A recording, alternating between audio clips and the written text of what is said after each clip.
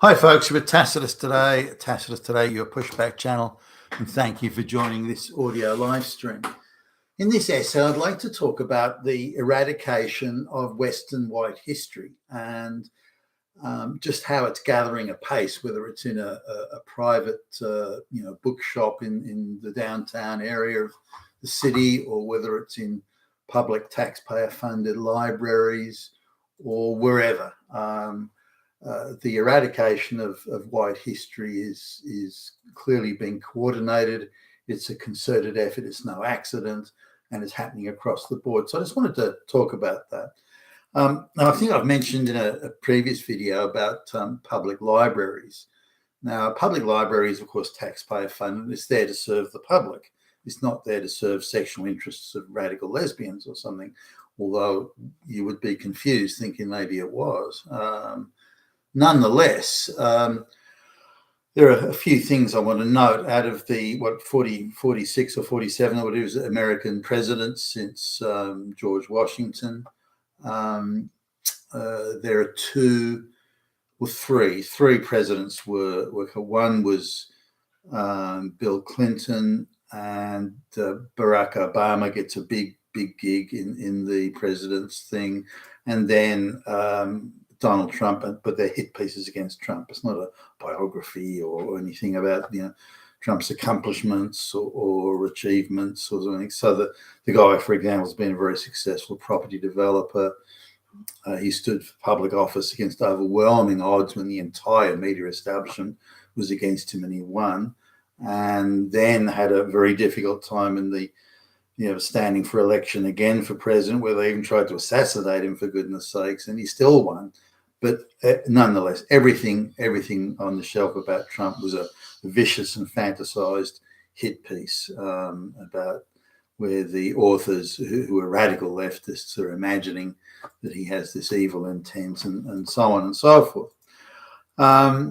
So we've got two presidents, only two white presidents have been covered, and that's it. So let's look at British prime ministers, particularly during the 19th century, where Britain was the world superpower, and what the British prime ministers and the British government did or didn't do was hugely influential around the world during that time. And I'm talking of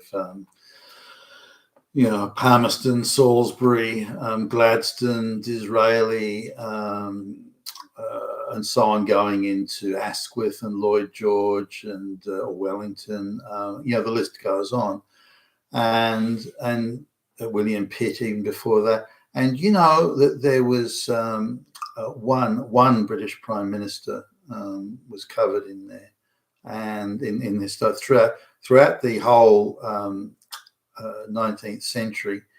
All the British prime ministers and British government, there's not one book on this library shelf, not one.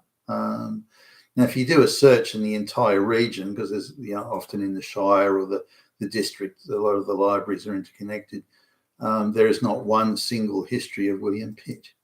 There's not one single history about William Gladstone or Robert Peel or any of those British prime ministers who in the day, again, were hugely influential in what was at the time the world's superpower. A nation that controlled 50% of the world's trade, where all those early technological inventions, from the spinning jenny to the steam engine to so and so, were all invented in Britain.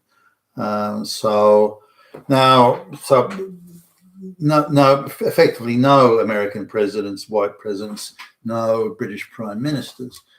Okay, all right then. Well, let's go to the great inventors of history, and again, the Stevenson, what was his face, Jennings or something, the spinning jenny, Alexander Graham Bell, the light bulb, Edison, and there's a shitload of white Western inventions during this time, during the Industrial Revolution, and through and inventions in all sorts of areas, up to and including jet engines, modern metallurgy, motor vehicle, aircraft generally, again, the steam engine, and all, there's a gazillion inventions that came out of the West. Could I find, and I just made a list of the top 10 inventors, straight white male inventors, and even people like Westinghouse, as the consumer goods in the latter part of the 19th century, or even the great innovators in the areas of electronics and so on. Not one of those is on the shelf. Can you believe this? In a public library? If you want to look at the great inventors of history, who's even today, like electricity, for goodness sakes, the great inventors of history, and yet not one of them is on the library shelf. They're all white, by the way. But if I want to, let's sort of just move it. If I want to have a look at, say, black people who've accomplished nothing, but who are revered for ideological reasons, then entire shelves are full of Nelson Mandela books, and how brilliant and incredible he was, and this sort of thing.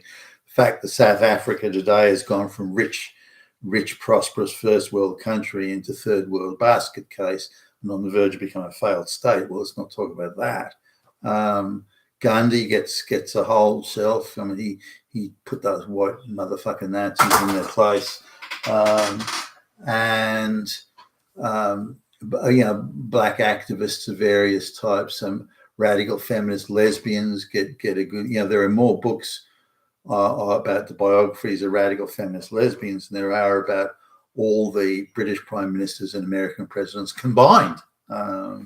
So effectively, white history has been eradicated. Now, not so much in the novels, but novels that are a sort of rallying point for white culture, Lord of the Rings or something like that, they've been mysteriously downgraded. Novelists, like white novels, are still there, but the novels that preach, support radical feminism, they seem to be the ones that are surviving, and the ones that are still allowed on the shelf. So pretty much the whole canon of white political history, administrative history, history in terms of inventions and technology, it's all been eradicated, and there's hardly anything there. Now that's astonishing. And again, I come back to this idea of it's taxpayer funded. I attempted to engage the manager of one library in saying, well, hey, look, this is crazy. This is a huge area of history. Why are there no books on it? And I just got a shoulder shrug. Don't bother me with your bullshit, you fucking Nazi type. He didn't say that, but couldn't have been less interested. And so that was, that was that. Now, I went into what is claimed to be one of the biggest, if not the biggest, bookstore in Australia, and it's in downtown Sydney. And looking at the history section, which is always a good indication of where the sort of, if you like, the politics of the ideology of the bookshop are heading. In the history section, there were 40%. Wait for this. Just let this number sink in. In the history section, 40% of the books were about the Holocaust. Can you believe it? Can you talk about it that much? Should the Holocaust be there? Is it? Well, sure, it's an event of history. Okay, well, why not mention it? There's nothing wrong with that.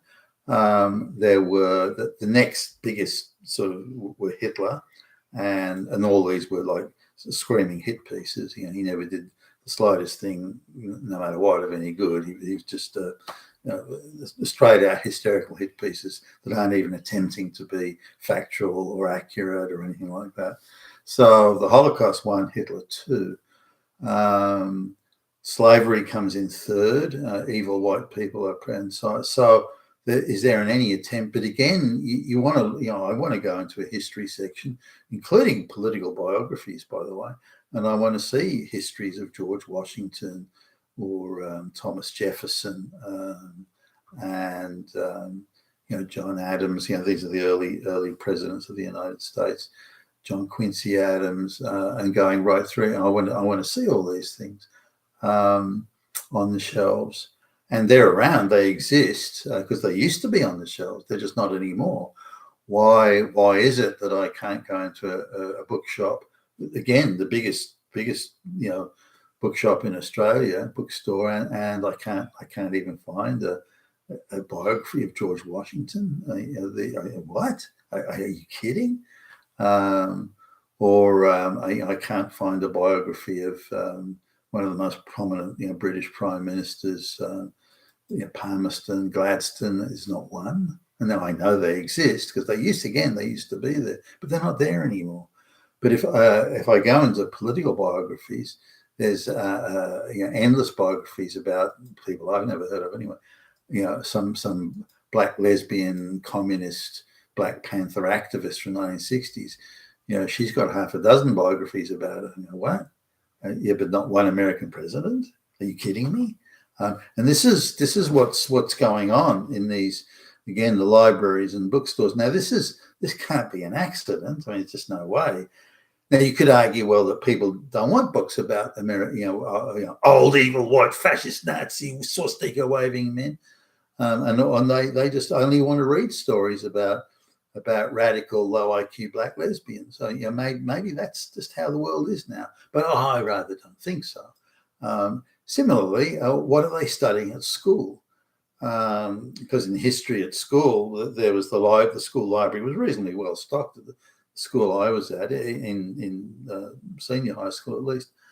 But we were encouraged to go to the public libraries, which were very well stocked back then, the public libraries and get further reference material or buy books from bookstores if necessary.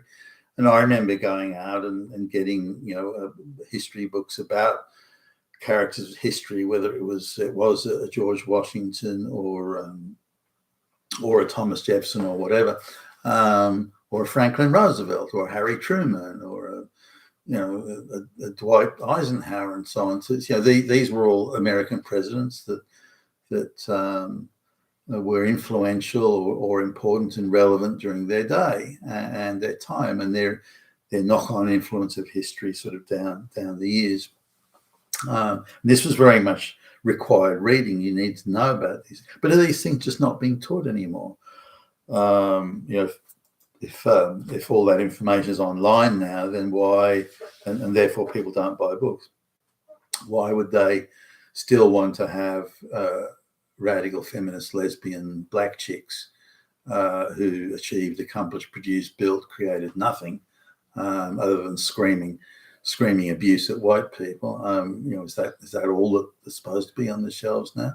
So the whole political biography section had almost no political biographies of any person of note. Again, Barack Obama and Gandhi get a good gig, Nelson Mandela, but in terms of white people, no, just not there. So this is where we're at now, and this is, and I don't think it's commercial. I think it's purposeful and willful that these things are being removed. And it's not just they're being removed and say the bookstore is now half the size it was. Then you would kind of understand that, well, they're just selling fewer books, and so they want to have less shelf space because they're not doing as much. No, it's not that. That the American presidents are being replaced with very anti-white hit piece type made up fantasized histories, not factual histories. And this should be something that alarms and bothers us all. You've been Tacitus today, your Pushback channel. Thank you for listening.